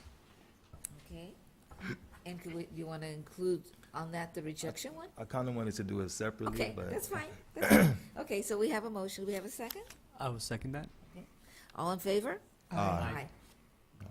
You want me to do it? No, nobody's saying no, so it's unanimous. Okay, so now I'd like to ask for someone to make a motion for K. I motion that we reject 10K, TR Policita Phase 2B Mechanical Project Bid Acceptance. Okay, is there a second? Second. Okay. All in favor? Aye. Aye. It's a unanimous vote. That one has been rejected. Thank you so much for all the work. I know there's a lot here, but, Yeah, if you remember when we switched the delivery methods, we own all these contracts, and rather than having an other agency go through this, we accept them and we deal with all the details. thank you. Okay, so let's move on now to certificated personnel. So, certificated retirements, so we have the list in front of us. Anybody want to make a motion on it? I'll make the motion to approve the recommendation for the retirement requests from the following certificated teachers and appropriate resolutions prepared commending them for their service in the district. Name the names? Oh, Jean Drissel, Miriam Gonzalez, and Deborah Landman. Okay. And I'm gathering that none of these are requiring a resolution, is that right? But they will all require resolution Okay, because so they've in all the had 10 years. In the motion, can we include a resolution commending their services will also? Yeah, I believe Mr. Koo included that in his motion. I didn't do that. Oh, yeah, he did. All right, do we have a second to that? Second. Okay. All in favor? Aye. Aye. So that passed unanimously. So now the next item would be declaration of need for fully qualified educators for 2016-2017. So the California Commission on Teacher Credentialing requires the governing board to vote annually to approve the attached declaration certifying there may be an insufficient number of certificated persons. So, everybody has, you have the list, right? I move that we approve the declaration certifying that there may be an insufficient number of certificated persons for 2016-2017. I will second that. All in favor? Aye. Motion carries. The next one we want to go to is retirement for classified personnel. you that you have a request from Gail Minchell, instructional assistant for preschool, a general Pershing, and effective March 3rd, so she's gone, right? And that appropriate resolution be prepared commending her for her service. So do we have a motion on that? I make a motion that we approve the retirement request from Gail Minshaw, instructional assistant, preschool, general Pershing, effective March 13, 2016, and an appropriate resolution be prepared commending her for her years of service with the district. Ms. Minshaw has been employed by the district since November 17, 1997. Second? All in favor? Aye. Aye. Motion carried. Now, our favorite thing to do, our board policies and administrative regulations. So this is now on table for first reading, so. Yeah, so at the last meeting, there was a question regarding, I believe it's AR 5141, point 3. I believe it's subsection, well, delineated as D. Around the type 2 diabetes information, we had originally struck it out. There was a question as to what would it require. I have looked at the California Department of Education website and have retrieved the material that would need to be distributed. So if the board desires, we can take off those across, we can accept all the language that is currently being struck out on there. And the reason we strike out some things that are optional because the board policy is already so prescriptive that it's nice to be able to have choices. And some of the things that we strike out sometimes it's like we do them most of the time, but not all of the time. But if the board would like us to do this all of the time, then we'd be happy to do that. And it's not that much additional to do. So I had a question. Is what we're being asked to approve, will it not require teachers to do any extra lessons or any further education than they're already doing, or? No, and I'll pass this around. What it would require is that we create a flyer that includes the information that is right here. All right. It is, they haven't, yeah, well, if you just pass it around, it just basically describes type 2 diabetes information, what it is, how can you tell if you have it, what can you do if you think you have it, and it goes out to all of our incoming 7th graders. And it's just a way to get information out to our community. Yes. And believe it or not, they do not have a flyer in English. It's just on the website, but they do have flyers in like 20 other languages. So we do need to call them and say, can you please make us a flyer for English because we would like to copy it, Otherwise, we have to create our own based with that information. All right. Yeah, so that's All a right, good thanks. question. Thank you for asking that. Yes. So it's just a matter of passing that out, okay? Yeah, so we can just remove the strikeouts from the type 2 diabetes information and AR 5141-.3. Dot 3? Yeah. Okay. So did anybody else have anything that they want to bring up now? So, no, Just that this is important. We need to, encourage, first of all, healthy eating and exercise with our students and our families, but then giving them information once, that hasn't worked, so. So are you thinking that you would give they would go home with their packet or something? Yeah, the way that we would normally do this would be with the beginning of school packet. So it would go out with that. So we'd have a extra in addition to the 7th grade packet. All right, so, if there's no other questions on what we're doing on this one, on the board policies, can we have a vote on it? To approve it for first reading? I would like to motion that we approve 13A Board Policies Administrative Regulations, December 2014 Board Policy Revisions, first reading. Yeah, can you include the removal of the strikeouts on type 2 diabetes? And the removal of the strikeout of the type 2 diabetes. Is there a second? Strikeout. I will second that. Okay, all in favor? Aye. Good. And there's no opposition, so it passed unanimously.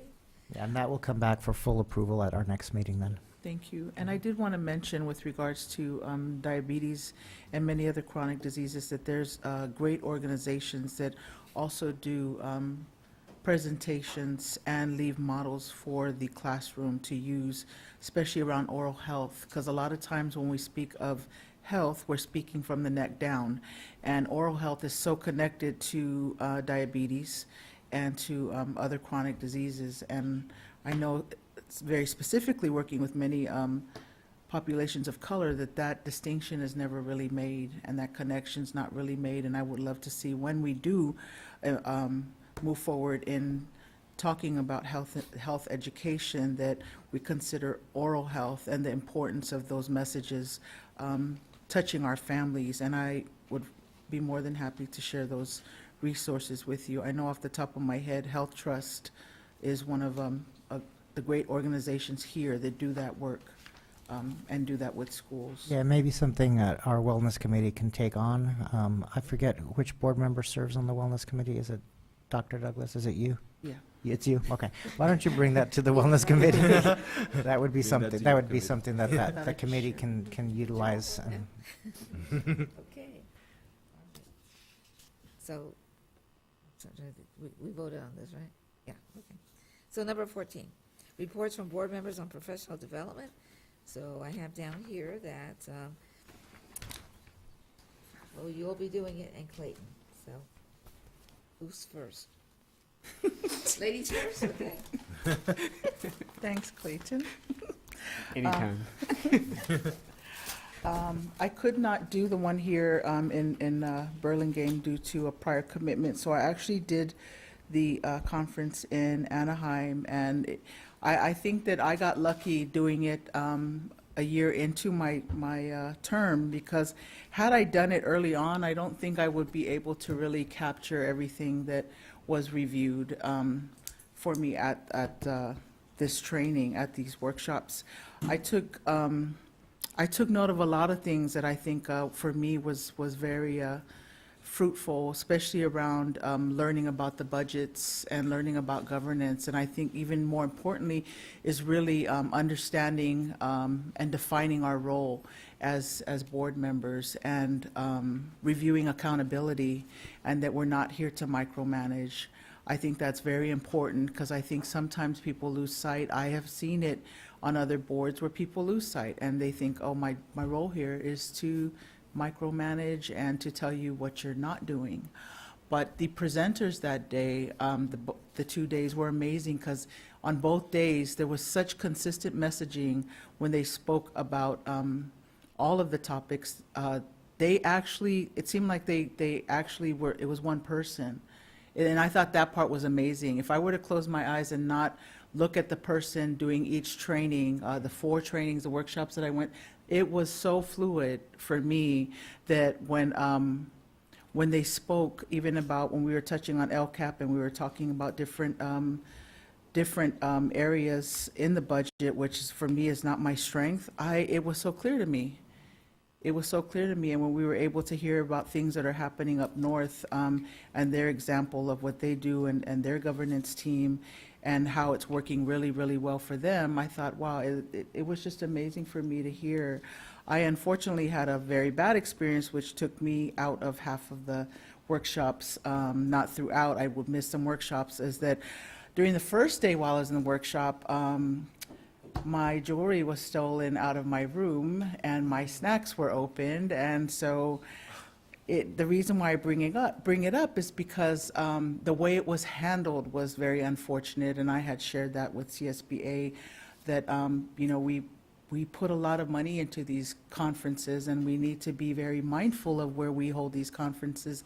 And if they're with establishments that, show respect and dignity and compassion when people experience such unfortunate things. So it wasn't the jewelry, but it was handled so poorly that I had a hard time finding myself come back and be focused. But everyone that was presenting for me there was amazing. So they were able to support me and bring me back into the fold. And so I know my role better now, Bernie, I will have to say. and I'm very thankful for that. You've done a great job so far. So we can get better, that's great. So thank you. So I went to the training the following week down the road in Burlingame. I think it was a great refresher on a lot of the training I've received over the past couple months, but I think it was more in-depth, and I think it was a lot more informative because we were able to spend hours discussing the budget, how to be a good board member, list goes on and on. One of the things that came up was it's a guide here about professional governance standards, and it's kind of comprised of a whole bunch of input from school board members from the past as well as committees in terms of standards on how to be a good board member, in terms of what we do as individual, but also how we should work together as a board, as well as how we work with the superintendent and the cabinet to kind of set direction for the school district and for the community. So that's one of the nice things that I think I learned, and I'm going to try to learn as much as I can, just reviewing this and other stuff as well. I think, and I'll double check, but I believe those professional governance standards are part of our governance handbook. I think I've seen them there before, so. Yeah, but it was nice to also see it in person too. Spend Yeah. time talking about them, yeah. And then one of the nice things I think I took most was about student learning, because I remember right before the training I'd gone to the PAC meeting, we were talking about the LCAP, so it was a lot of focus on student learning as well as kind of talking with other school districts throughout the state. There were some from Northern California, Central California, Southern California, talk about their kind of insight and input on how they were addressing student learning and some of their interesting programs. And then I know a lot of the CSBA staff who was teaching us brought their decades of experience from working with small school districts, large school districts like ours, as well as like the LA Unified School District, the largest in the state, and input and ideas on ways that they suggested and offered to us as a way that we can kind of adopt and work together as a board better. So yeah, I had a great time. I thought it was really informative, educational, and hope I can bring a lot of that back to the board. Very good, thank you. And as the teachers have coaches, it's good that we have coaches too. And it's good that we can share things, because don't have to reinvent it.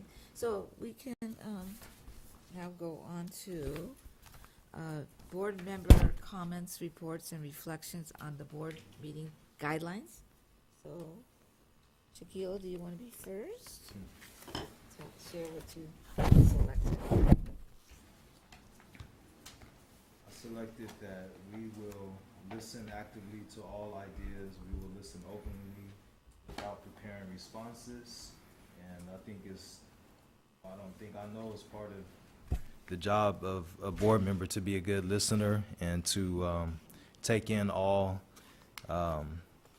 sides of every issue that we're dealing with and try to have an informed decision when we make our votes. So that's it. So I chose, when we have a difference of opinion, we will debate the facts of the situation and avoid personalities. We will address process and not personalities. And I think that we do that here. I take great pride in seeing the fact that we are gelling, that we all work well together, and our level of professionalism and common courtesy and respect is something that I see has been just growing amongst us, and that I think that makes us better public servants, makes us work harmoniously, and that's why I chose this one. Okay, well, I said for tonight I was going to try to do this one. We will keep our remarks brief and to the point so that all opinions can be expressed. And hard as it can be sometimes, it's things that you want to share, things that you want to thank everybody. You want to let them know that you're listening and that you really care about what's happening.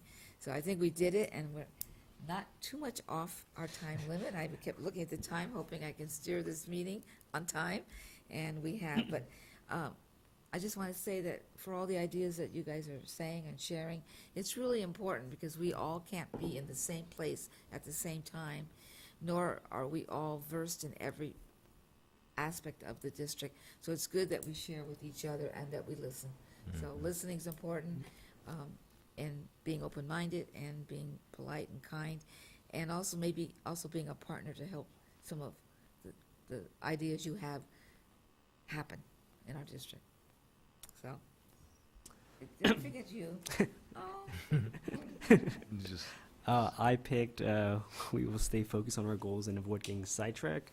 We'll keep our focus on the best interests of our students. A lot of today's meeting was about recognizing Marjorie H. Tobias student government and how they were being student leaders at such a young age. We're talking about English language arts development as a way to improve our students and our staff, and then a lot of like kind of the training of that as well, summer school, the list goes on. So, yeah. Yeah. And it's really important that we bring those programs to our meetings, that we hear from teachers, from principals and stuff of what is happening. Because otherwise, sometimes we really don't know. So I'm glad that they come and do that.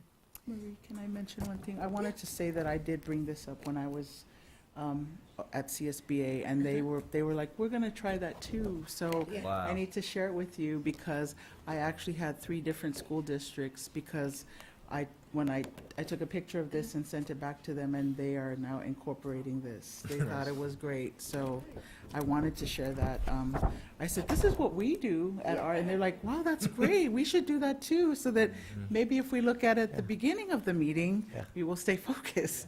So You can I have did- 'em- you can have them watch YouTube and find us too, so how we're Absolutely. reflecting on them. Absolutely. And I forgot to mention, on April 9th, we have the Health and Literacy Fair. I know that many of you know, but I do want to mention that. My kids have grown up in this event. I couldn't stay on the committee this year. Thank you, Jessica and team. Yeah, I wish there was more foes to go around, unfortunately, but my heart's there. We will be there. It's a wonderful event, and thank you for continuing to do it. Okay, did you have anything to, no? You finished it? Yeah, I'm done. Okay, all right, so, again, thank you to everybody that came tonight, and especially appreciate all the board's comments. I also, I'm glad you mentioned about the Literacy Fair. Hope everybody gets to go to that. The day after Literacy Fair is the Jefferson Council PTA. I hope that we can get lots of folks to go there and encourage anybody who has received a honorary service award, because they'll be getting postcards to come. Let them know that you're going to come. So sometimes I get the feeling that some folks who got their awards long ago think nobody will know them. No one will remember them. We do remember them all. So I hope that some of the board members will be able to come. It'll be down at the Dozier Community Center in the big eating area there. And it will be Sunday, the April 10th, and it will start at 1 o'clock and go to 3. So please come down. Everybody, call us and let us know you're coming. There'll be lots of food as always, you know, PTA. So, okay. So, the next item is persons wishing to address the board. Well, it says on closed session items, but in case you remember something else you want to say, whatever. Okay, so, anybody have anything to say? No? Okay, there's no cards up here. Now we are going to convene this meeting to go to closed session, so, good night, everybody. Sorry we can't invite you to stay.